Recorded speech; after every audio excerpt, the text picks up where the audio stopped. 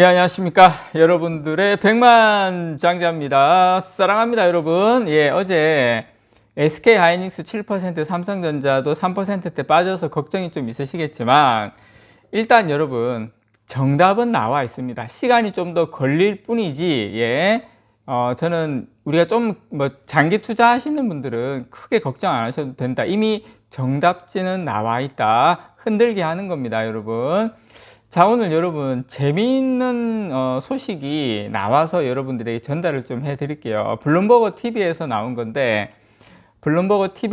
이 블룸버그 TV에서 어떤 자료를 가지고 이 친구들이 이야기를 했냐면, 홍콩의 투자기관이 있어요. CLSA라는 홍콩의 투자기관이 있는데, 여기에서 보고서를 냈어요. 보고서를 냈는데, 그거를 블룸버그 TV에서 소개를 한 겁니다. 소개를 했는데, 결론은 이거예요. 예, 삼성전자 메모리 반도체하고 삼성전자 파운드리를 나름 분석을 한 건데, 예, 삼성전자 사라. 그리고 삼성전자 TSMC보다도 더 투자 매력도가 높다. 그리고 다른 메모리 반도체 업체 중에서 삼성전자가 원탑이다 하는 그런 내용입니다. 제가 하나하나 블룸버그 TV에서 나온 이 소식 여러분들에게 전달을 좀 해드리도록 하겠습니다.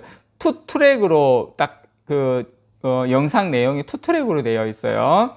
자, 일단 중국을 겨냥한 미국 정부의 반도체 규제 강화, 이게 지금 여기 홍콩 투자기관 CLSA에서는 블룸버그 TV를 통해서 나온 게 뭐냐면, 이게 삼성전자의 다방면으로 긍정적 영향을 미칠 것이다, 이렇게 이야기를 분석이 나왔어요. 근데 이게 메모리 반도체뿐만 아니라 파운드리까지 그런 분석이 나왔습니다. 그래서 삼성전자가 앞으로 10년 동안 메모리 반도체 사업에서 기술 경쟁력을 앞세워서 지금과 같은 지위를 유지할 가능성이 매우 높다, 이렇게 지금 이야기를 하고 있고요. 그리고 이제 블룸버그 TV에 따르면 이 CLS에서 최근 메모리 반도체의 업황 악화 속도가 예상을 벗어난 수준은 맞다. 다들 아시는 것처럼 상당히 업황 악화가 지금 심각하고, D램과 낸드 프레시 수요가 모두 크게 지금 둔화하고 있다고는 이야기를 했는데,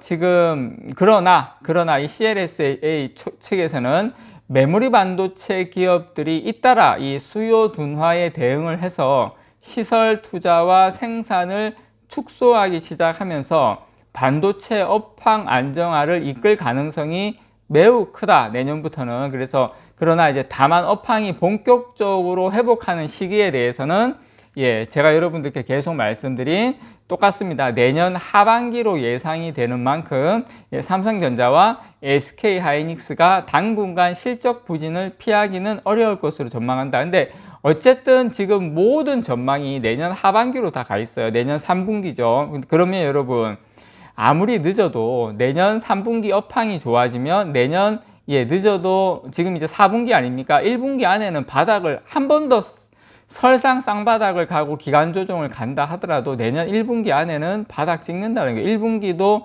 초가 되겠죠. 그래서 지금 중국이 주도하는 이 아시아 지역의 지정학적 리스크, 그리고 미국 정부의 반도체 규제 강화로 삼성전자가 받게 될 영향력, 이런 분석을 했는데요. 자, 이거 보시면 어떤 내용이냐면, 이 CLSA는 홍콩의 투자 기관입니다, 여러분. 참고로 이 CLSA는 우선 미국이 중국을 겨냥한 이 반도체 장비 수출 금지, 여러 가지 제재, 이런 것을 강화하는 일이 삼성전자에 오히려 다방면으로 긍정적 영향을 미칠 수 있다고 분석을 했고요. 근데 이게 여러분 홍콩이에요.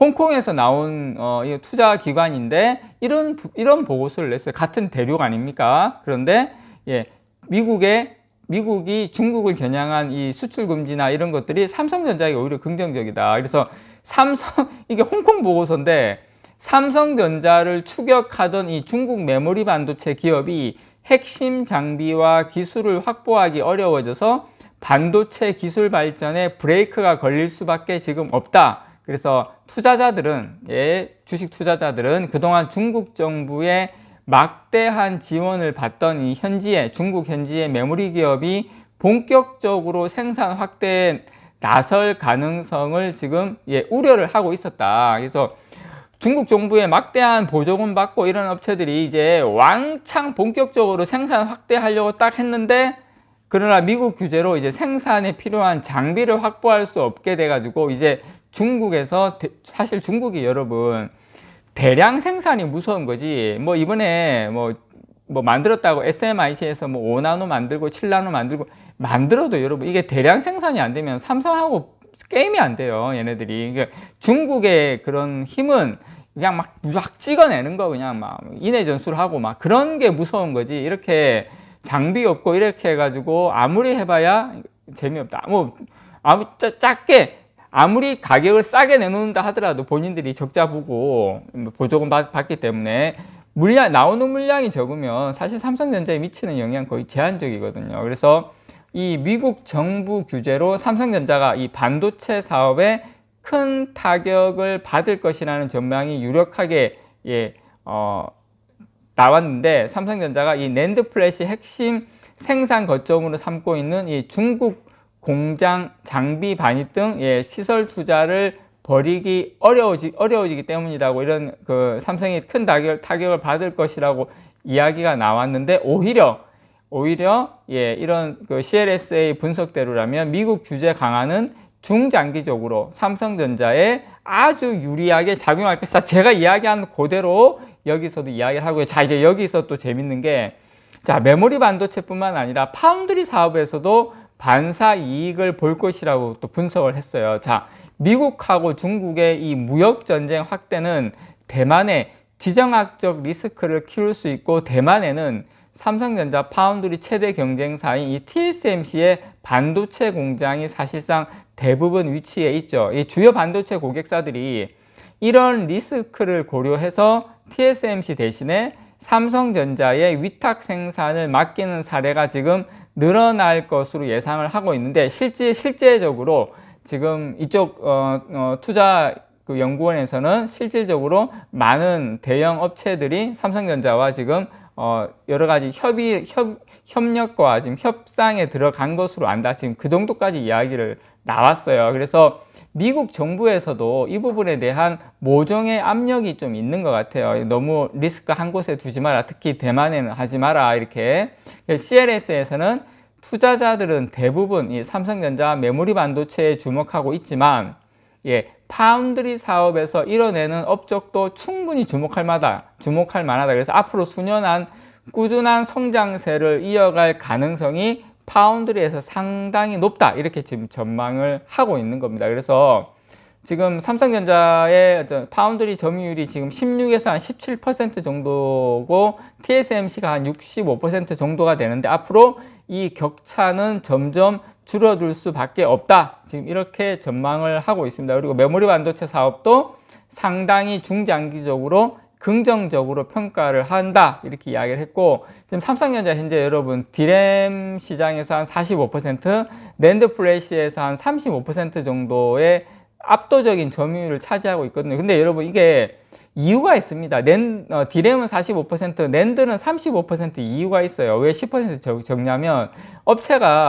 메이저 업체가 낸드는 5개 업체고, 디램은 3개 업체예요. 근데 5개 업체에서 35%면 한두 업체만 떨어져 나가면 삼성전자는 바로 45% 바로 가는 거죠. 업체가 많다 보니까. 사실 이 점유율도 압도적인 거다라는 거 여러분께 말씀을 드리고 싶습니다. 어쨌든 이 CLSA 보고서에는 삼성전자는 메모리 반도체에서는 앞으로 압도적인 1등 계속 10년 동안은 충분히 유지할 것이고, 파운드리에서도 괄목할 만한 성장과 그런 실적이 앞으로 꾸준하게 이어질 가능성이 상당히 높다. 이렇게 지금 분석을 하고 있습니다. 그래서 어쨌든 중국은 끝났다. 그리고 대만도 이제 아리까리하다. 믿을 건 삼성밖에 없다. 그 이야기입니다, 여러분.